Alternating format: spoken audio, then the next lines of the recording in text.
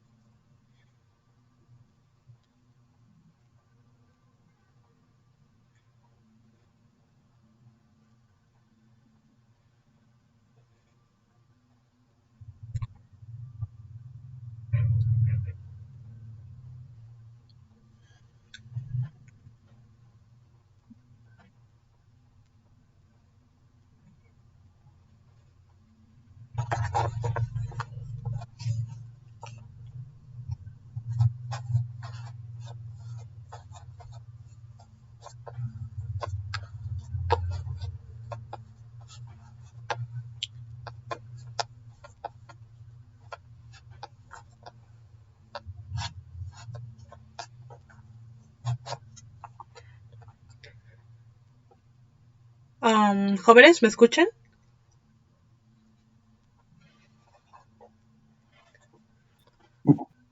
Buenas tardes, sí se escucha. Ok. Bien, entonces, ¿qué es lo que recuerdan de la última clase que estuvieron? Igual, me parece que, no recuerdo si estuvieron los 3 presentes o nada más estuvieron 2, pero pues bueno, ¿qué es lo que recuerdan de nuestra última clase?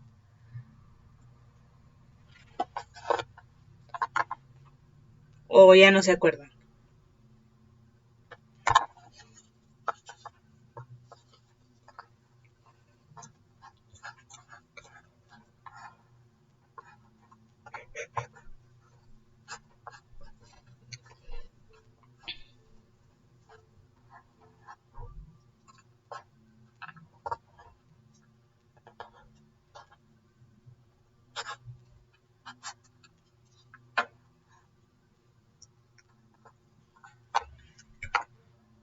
Ok, propiedades emergentes y sobre el patrón de la distribución y de la ecología de poblaciones. Bien. Ok, ¿hay alguna duda hasta el momento de lo que vimos en la clase pasada? ¿O vamos bien?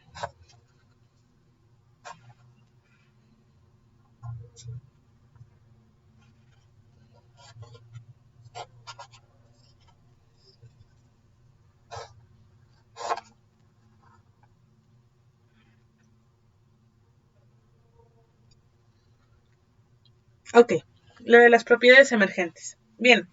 A ver. Vamos a ver.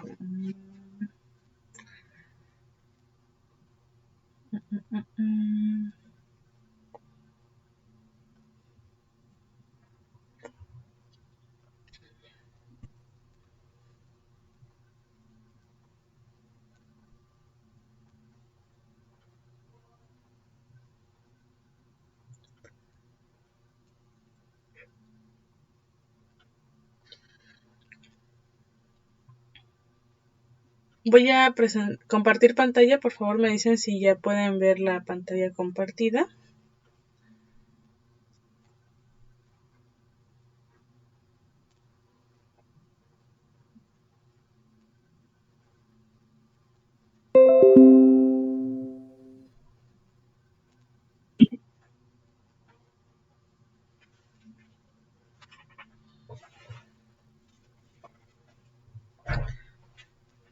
Bueno, bien,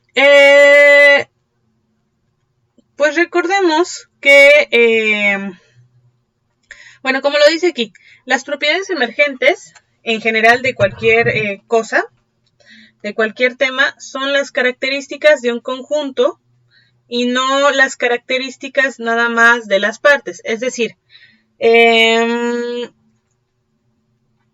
recordemos que todo es un sistema, ¿no?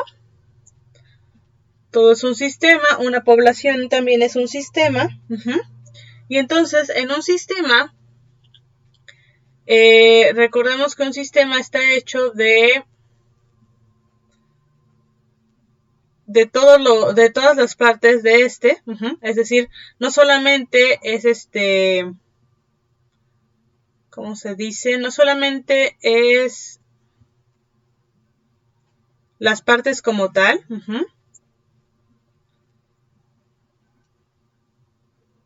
Lo vamos a ver.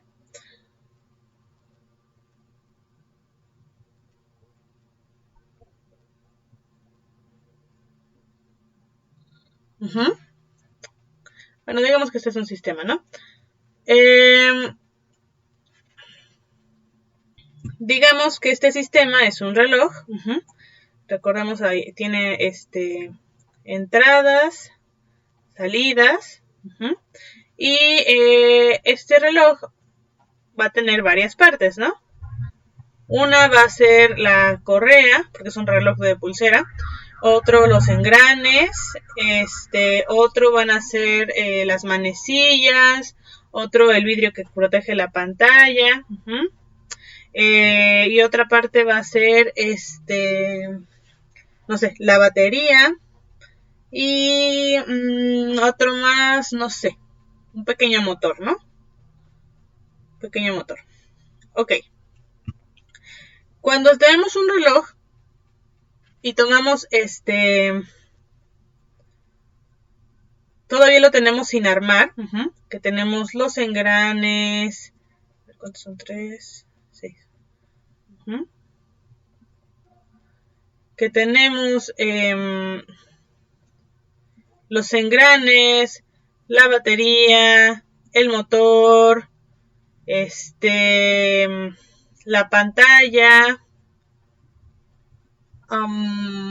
las manecillas y la correa. Si los tenemos así por separado,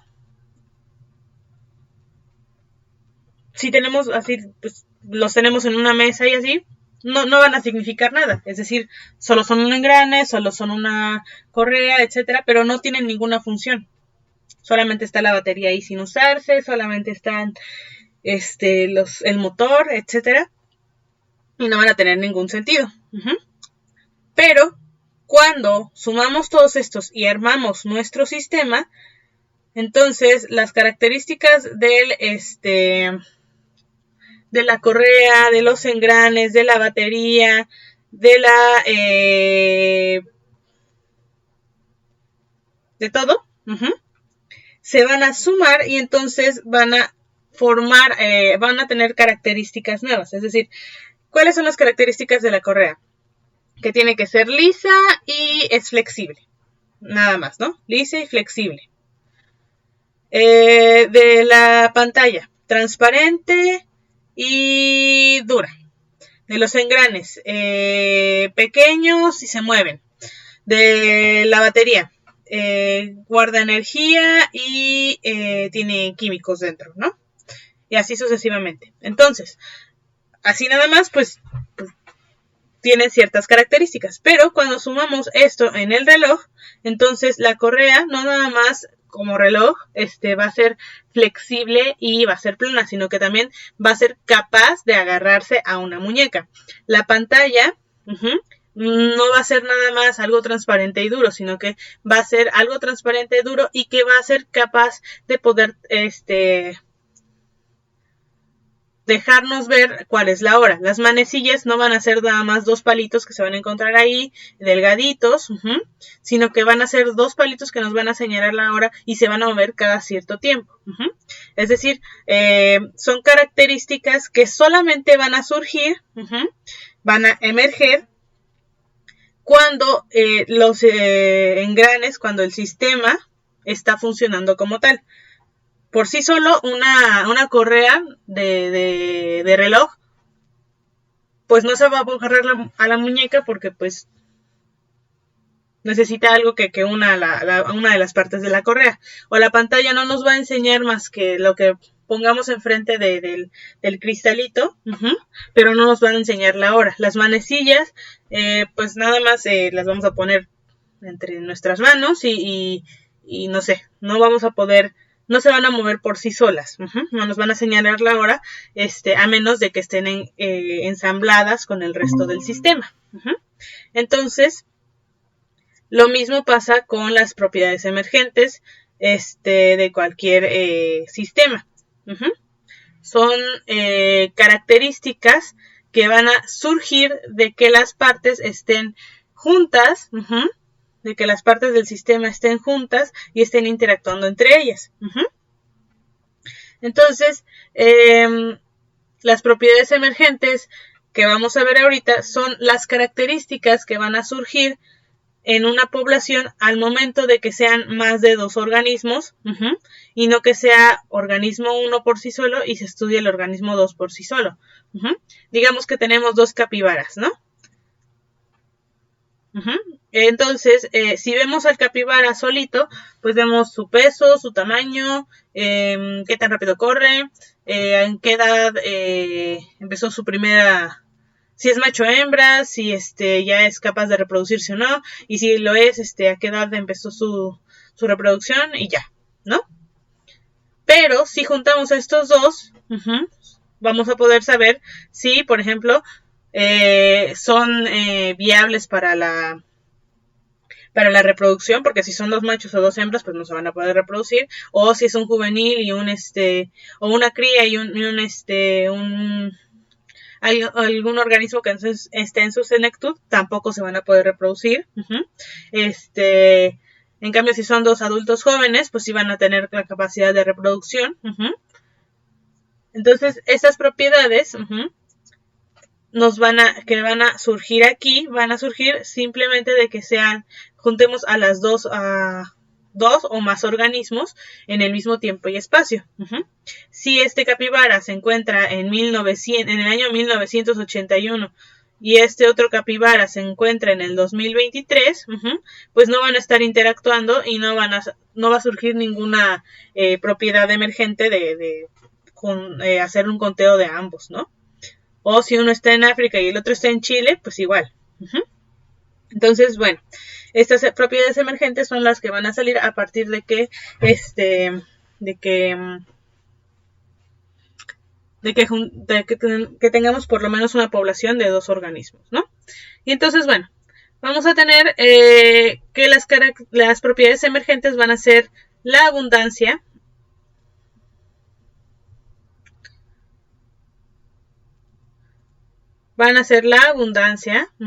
la densidad, el patrón de distribución, estos van a ser como los más generales. Abundancia y densidad de distribución. Abundancia es cuántos hay.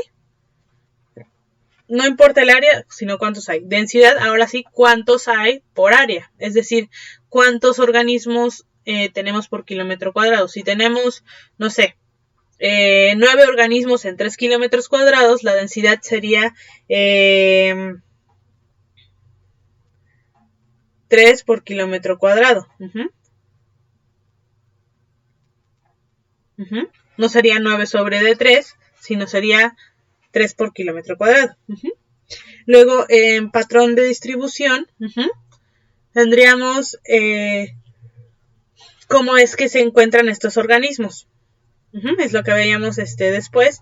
Cuántos, si se mantienen en el área de manera uniforme, que es algo no muy natural, de manera dispersa o nada más agregados en algunos sitios. Y esto nos puede señalar o puede tener varias razones. Ahorita lo vamos a ver rápidamente. Y luego están los parámetros demográficos. Recordemos que la demografía es contar, se había hecho con el fin de saber pues cuántos organismos hay en qué área, ¿no? Y en qué fecha. ¿Para qué? Pues para saber más o menos en un principio en cuánto se tienen que repartir los recursos.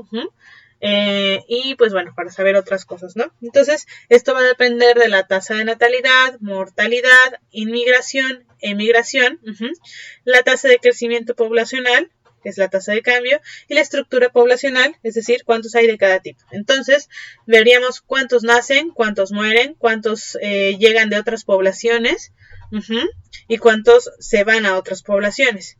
Y haciendo los cálculos, vamos a ver la tasa de cambio, es decir, cuántos fueron en el año 1, en el año 2, que en el año 3, o en el año 4, o en el mes 1, 2, 3 o 4, o en el día 1, 2, 3 o 4, o en la hora 1, 2, 3 o 4, ¿no? ¿Para qué? Para saber si están haciendo los suficientes como para desplazar a los que fallecen, o están falleciendo los suficientes como para que haya suficiente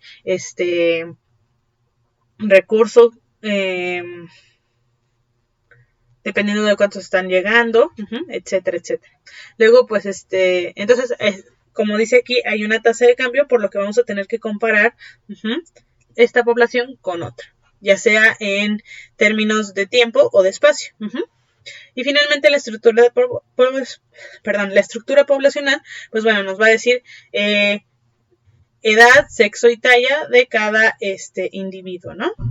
Es decir, cuántos machos y hembras hay, y si son infantes, juveniles, adultos, en la vejez, etcétera, etcétera, ¿no?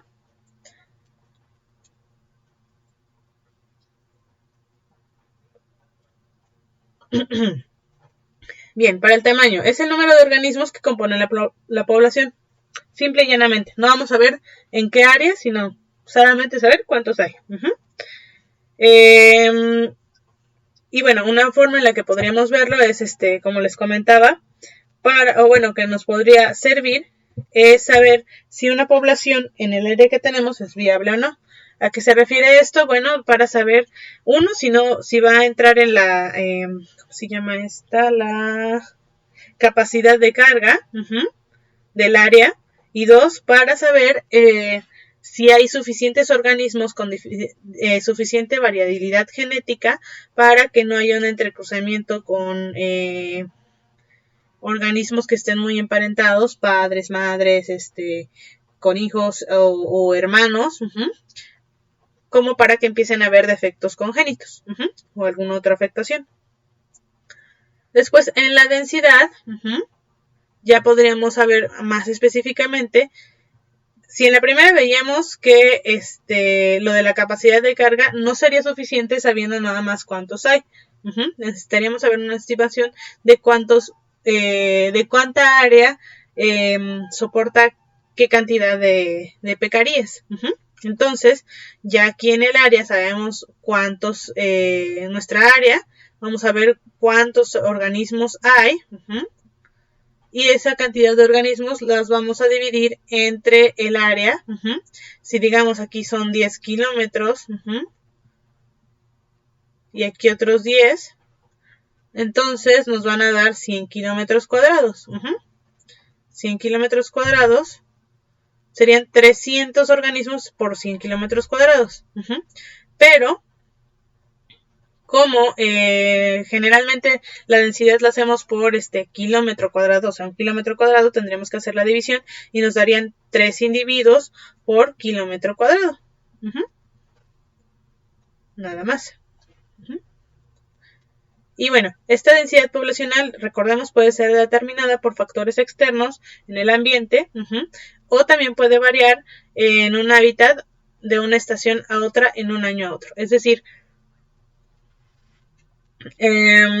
puede ser porque algo del exterior del ambiente afectó a la población, o simplemente porque el mismo ecosistema, el mismo ambiente, pues cambia periódicamente de lluvias a secas, o de invierno a otoño, verano y primavera, etcétera, ¿no? Bien. Luego vimos esta parte del patrón de distribución, en donde pues decíamos que no todos van a encontrarse de manera pareja, y había algunas posibles razones por las que no se veían así. Por ejemplo, el de patrón de distribución agregado tenemos que es porque las condiciones que se necesitan son discontinuas, es decir, no se encuentran a lo largo de todo el área, sino que, por ejemplo, en el caso de estas aves que están anidando, pues bueno, aquí para empezar el área está aquí, pasa un río, y entonces ellos necesitan anidar en un árbol. Estos árboles van a encontrarse esparcidos por acá,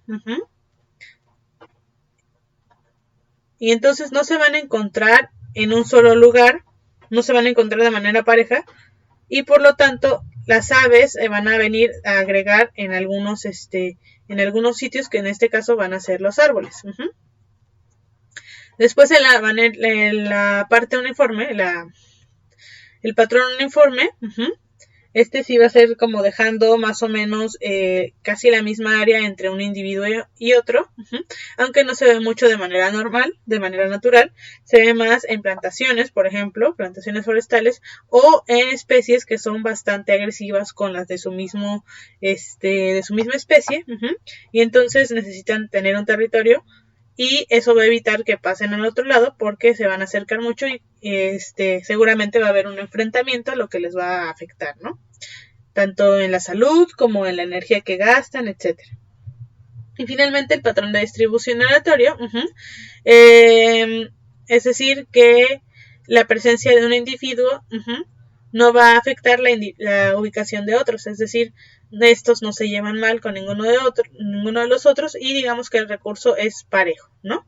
Entonces no tiene la necesidad de mantenerse agrupado en un solo lugar o de mantenerse de manera uniforme. Bien, ¿vamos bien hasta aquí, jóvenes? ¿Más o menos quedó la explicación o cómo ven?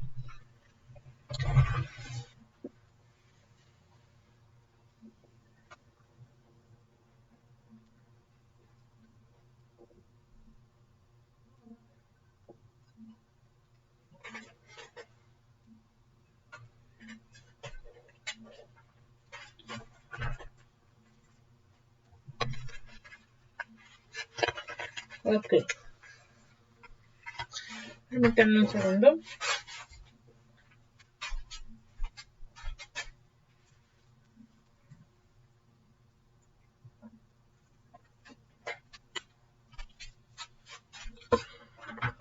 Okay.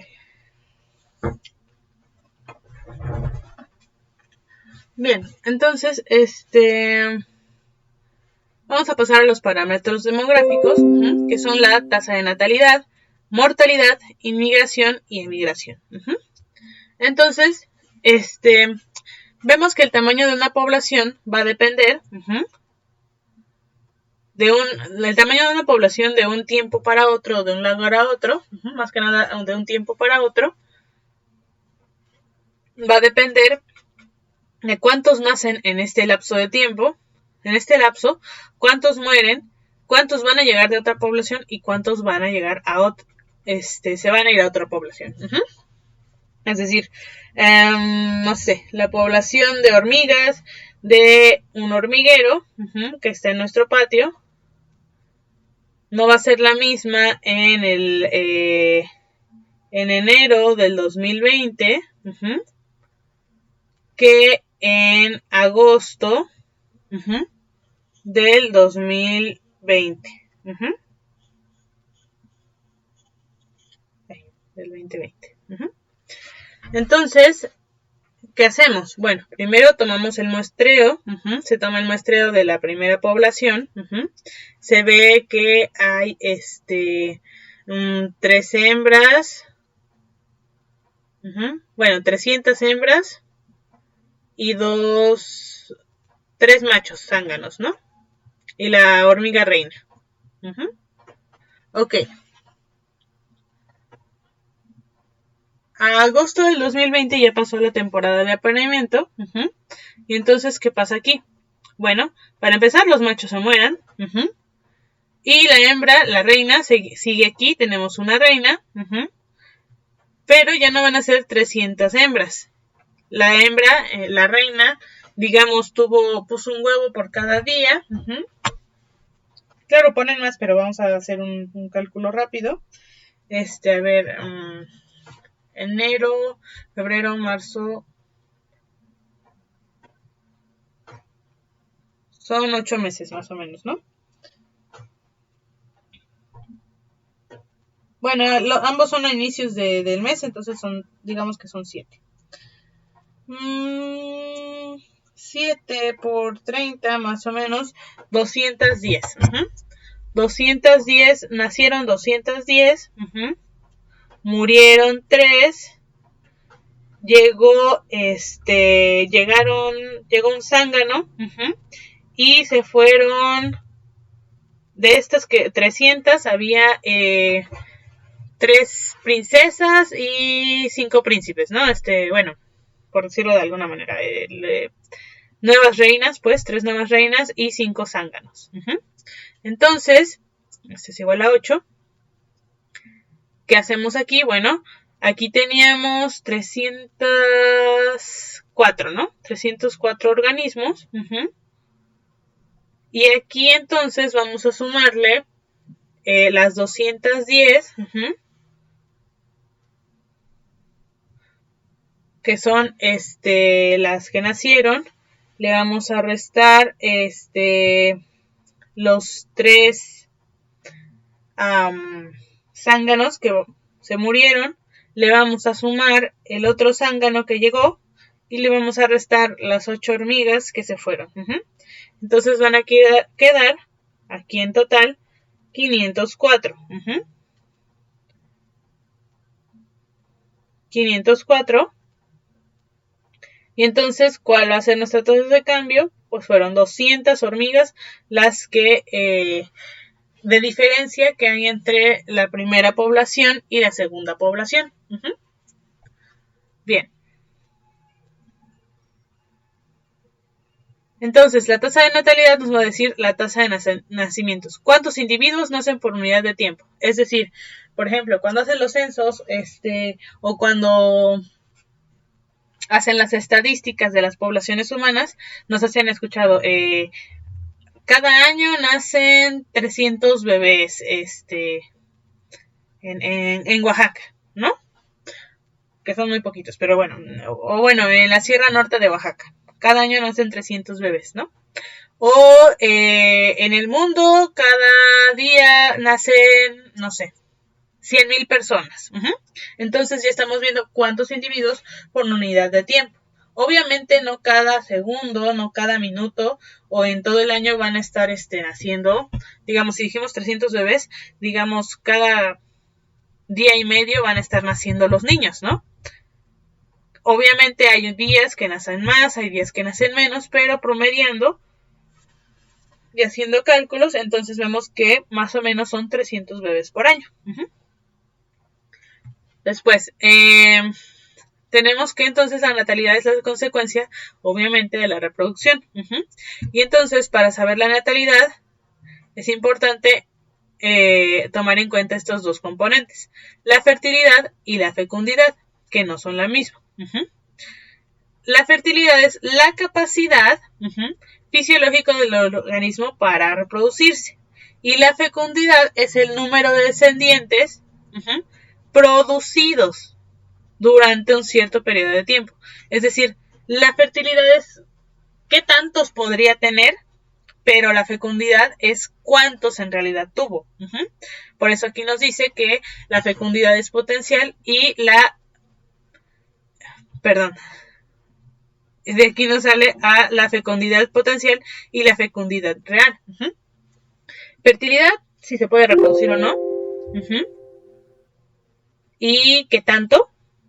Por eso veíamos esta parte de la evolución, que una cosa es que se podría poblar toda la Tierra con una sola especie si todos los organismos tuvieran todos los hijos capaces que tengan de tener de una sola especie y además que sobrevivan todos, ¿no? Eso sería la fertilidad. Pero la fecundidad es saber cuántos descendientes van a ser producidos. No si son capaces o no. Ahí todos van a ser capaces y ahora, o todos los que van a entrar ahí tienen que ser capaces de estar, de reproducirse, de producir más descendientes, pero, aquí nos va a decir que hay fecundidad potencial y fecundidad real. ¿Esto qué nos quiere decir? Bueno, que una cosa es cuántos puede tener, cuántos puede producir a lo largo de su vida y cuántos puede realmente va a producir. Es decir, aquí la fertilidad nos va a decir también en qué etapas o cuánto tiempo va a poder ser capaz de tener descendencia. Es decir, por ejemplo, la fertilidad de las mujeres humanas va de los que es, digamos, capacidad fisiológica desde que empieza el periodo menstrual hasta que llega la menopausia, ¿no? Entonces serían más o menos de los 13 años a los 58 años. Entonces la fertilidad de estas mujeres diríamos que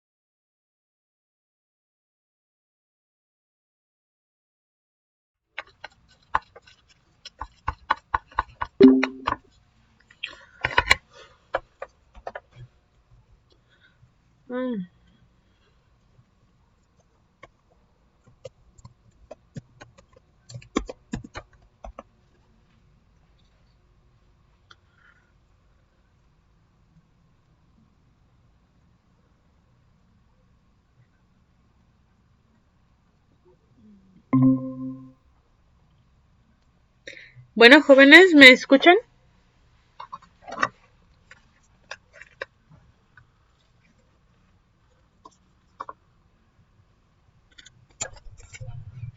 Sí, claro, escuchamos. Gracias. Disculpen, no conecté a tiempo la computadora y pues me ganó. Pero bueno, aquí estamos otra vez. Entonces, bueno, veíamos lo de la fertilidad, ¿no? Si son capaces de reproducirse o no. Y luego la fecundidad, ¿cuántos podrían tener potencialmente? Y cuántos en realidad van a tener. Por ejemplo, potencialmente, entre comillas, y de los 15 a los, de los 13 a los 58 años, una mujer humana es capaz de reproducirse, entonces, digamos que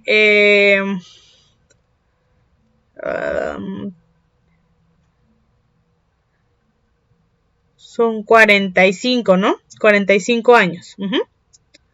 45 años. Y digamos que por año una mujer humana puede tener potencialmente un hijo. Entonces tendría 45 hijos. Su mecha. Pero bueno, 45 hijos. Eso sería potencialmente. Ahora veamos cuánto sería realmente. Realmente, pues bueno, digamos que más sanamente se dejan pasar 2, 3 años, entonces digamos 3 entre cada hijo, lo reducimos entre 3, llegamos a 15 y aún así, pues bueno, generalmente en la actualidad, bueno, antes se llegaban a tener 15 hijos, después en las siguientes generaciones empezaron a tener, no sé, la mitad, y después en la generación siguiente empezaron a tener menos, unos 3, y actualmente tienen de 3 a un hijo o ninguno en la población, ¿no? En las poblaciones humanas. Entonces, pues bueno. Vemos que la natalidad va a ser la consecuencia de la reproducción, pero vamos a ver primero si son capaces, después cuántos son capaces de tener en teoría y finalmente cuántos van a ser, cuántos van a tener en realidad. Después vamos a la tasa de mortalidad, que ahí es bastante pues sencillo, por decirlo de alguna manera, son la tasa de muertes que va a haber. ¿Cuántos individuos van a morir por unidad de tiempo? ¿Cuántos mueren por día, mes, año, minuto, segundo, etcétera, ¿no? Vamos a ver, pues, simplemente cuántos accesos hay. No importa, o bueno, en este caso, obviamente vamos a decir cuántas hembras, machos, qué edad tienen, pero finalmente, pues, van a ser cuántos menos va a haber de la población por muerte. Ahora, está la parte de mortalidad versus supervivencia. Esto nos genera dos preguntas, ¿no? ¿Cuántos organismos mueren o cuántos sobreviven? Obviamente lo contrario a cuántos mueren, pues es cuántos sobreviven. Si la tasa de mortalidad, bueno, generalmente son, no sé, 1 de cada 10 crías mueren, entonces 9 de cada 10 sobreviven, ¿no? Y luego, ¿cuántos mueren ¿cuándo mueren o sobreviven los organismos? Si mueren en la infancia, por ejemplo, en la adolescencia, en la juventud, en la madurez o en la vejez. Esto es importante porque también en cuanto a aspectos demográficos nos da a entender cuándo son las etapas más vulnerables y también nos podría decir qué nos podría dar un pequeño reflejo, pues un reflejo de qué es lo que está, cuál es el problema que más está afectando a la población, ¿no? Si es por vejez, pues bueno, generalmente pues sí, ya es la edad, y eso significa que el resto de la población es bastante sana y tiene bastantes recursos como para poder sobrevivir hasta la vejez. Si la mayoría mueren en la adultez, en la madurez, Bueno, esto puede ser por